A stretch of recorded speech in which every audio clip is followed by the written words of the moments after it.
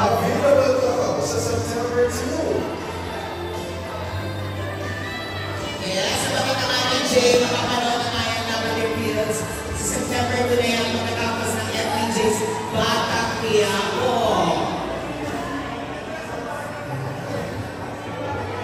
We have a real podcast, directors, creative manager, and the starting guys for having a quick flow of careers.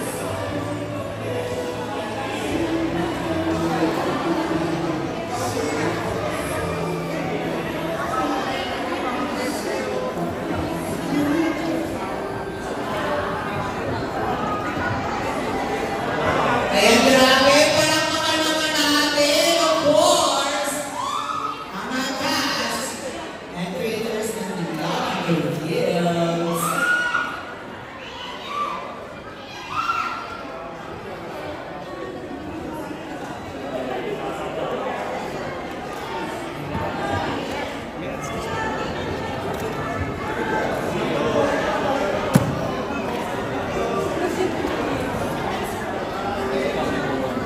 And we see a lot of cameras. Young people and